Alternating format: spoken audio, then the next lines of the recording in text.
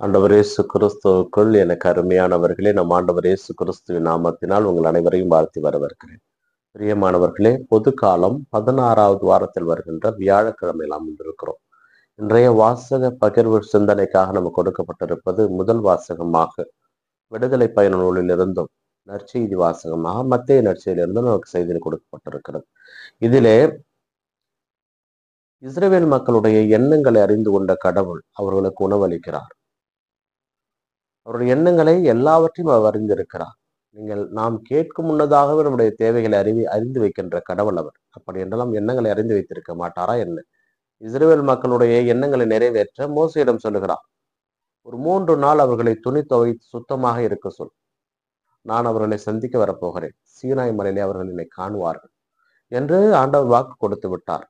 பாளையத்தில் இருந்த அத்தனை மக்களை மோசே தயாராக இருக்க செய்து விட்டார். ஆண்டவர் நெருப்பின் வழியாக இறங்கி வருகிறார். நெருப்பின் வழியாக இறங்கியதால் புகைமூட்டம் சூழ்கிறது. இடி எக்காலம் மூலமாக மோசையிடம் ஆண்டவர் பேசுகிறார். கிறிஸ்து பிரியமானவர்களே, அவர் உண்மையானவர், வல்லமை மிக்கவர், வார்த்தை மாறாதவர். அவர் சொன்னால் செய்வார். அப்படிப்பட்ட அந்த கடவுளுடைய பிள்ளைகள் நாம். அவர் நம்மிடமிருந்து எதிர்பார்ப்பது, இறைவனுடைய ஆலயத்திற்கு வருகின்ற பொழுது நீங்கள் உங்களை சுத்தமாக பேணி பாதுகாக்கிறீர்களா? இந்த உள்ளத்தை, இந்த உடலை நாம் எப்படி பேணி பாதுகாக்கிறோம்? ஏனென்றால் ஆண்டவர் தங்குகின்ற இடம்.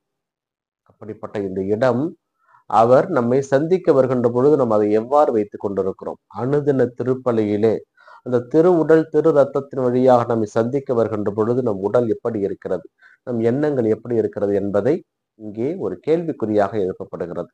நற்செய்தி வாசகத்திலும் ஆண்டவர் ஊமையின் வழியாக பேசுவதை கேட்ட சீடர்கள் கேட்கிறார்கள், ஏன் ஊமையின் வழியாக பேசுகிறாய் என்று. அங்கே எசாயா இறைவாக்கினர் சொன்ன வார்த்தைகளை ஆண்டவர் மீண்டுமாக ஞாபகப்படுத்துகிறார். அவர்கள் கண்ணிருந்தும் பார்ப்பதில்லை, காதிருந்தும் கேட்பதில்லை, மனம் மாற மறுக்கிறார்கள், உண்டு கொழுத்து விட்டார்கள். அவர்களுக்கு நான் எப்படி நலம் அளிப்பேன் என்ற ஒரு கேள்வி இங்கே எழுப்பப்படுகிறது.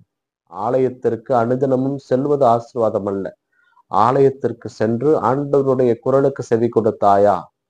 ஆண்டவருடைய வார்த்தையை கேட்டாயா? அந்த வார்த்தையை கேட்டு அதன்படி நடந்தாயா? விவிலியத்தை படிப்பது மாத்திரம் பெரிதல்ல. அந்த விவிலியத்தை படித்து அதன்படி நடந்தாயா? அதை மற்றவர்களுக்கு அறிவித்தாயா என்பதுதான் இங்கே கேள்வி. ஏனென்றால் கண்ணிருந்தும் அவர்கள் குருடர்களாக இருந்தார்கள். கண்முன்னே ஒரு ஏழை துடிக்கின்ற பொழுது, தேவையில் இருக்கின்ற பொழுது, அதை கண்டும் காணாமலும் செல்கின்ற பொழுது நாம் ஆசீர்வாதம் நம்மிடமிருந்து எடுத்துக் கொள்ளப்படும். காதிருந்தும் கேட்காமல் இருக்கின்ற பொழுது, ஒருவருடைய அபய குரலை, உதவி குரலை கேட்காமல் தட்டி கழித்த பொழுது நம்மிடம் இருக்கின்ற ஆசீர்வாதங்கள் எடுத்துக் கொள்ளப்படும். அதனால் முடிந்தவரை இறைவனுடைய அன்பை நாம் சம்பாதிக்க வேண்டும். இறைவனுடைய அன்பை நாம் பெற வேண்டும் என்றால் இறைவனுக்கு செவிமடுக்கின்ற மக்களாக நாம் வாழ அழைக்கப்படுகின்றோம். ஏனென்றால் இறைவன் நமக்கு உண்டானது அனைத்தையும் கொடுக்க காத்து கொண்டிருக்கிறார். நம் கரங்கள் மீது அனைத்துமே இருக்கிறது. இந்த இறைவனுடைய ஆசீர்வாதத்தை நாம் பெற வேண்டுமானால் முழு மனதோடு நாம் செல்ல வேண்டும். அரை மனதோடு அல்ல, வேண்டா வெறுப்போடு அல்ல. இறைவனிடம் செல்லுகின்ற பொழுது முழு மனதோடு நான் என் ஆண்டவரை சந்திக்க செல்கிறேன். வேற்று எண்ணங்களை களைந்து அந்த ஆண்டவரோடு இருக்கின்ற அந்த அரை மணி நேரமோ 1 மணி நேரமோ அவர் மாத்திரமே உங்களுடைய எண்ணங்களில் இருக்க வேண்டும். எசாயா இறைவாக்கினர் சொல்லுவார், இந்த மக்களுடைய உடல் தான் இங்கு இருக்கிறது, உள்ளமோ வேற எங்கேயோ இருக்கிறது. ஆலயத்திலே அமர்ந்து கொண்டு வேற எதையோ சிந்திப்பது ஆண்டவருடைய ஆசீர்வாதத்தை பெறுவதற்கு அது தடையாக இருக்கும்.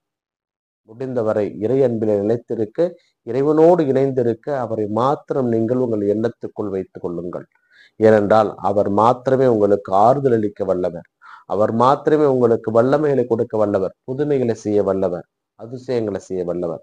அப்படிப்பட்ட ஆண்டவருடைய அன்பு மக்களாக வாழ ஆசி வேண்டி ஜெபிப்போம். இந்த நாள் உங்களுக்கு இனிய நாளாக அமையட்டும். நிறைவேறிய சென்று வாழ்த்து பெறுவாராக. ஆமேன்.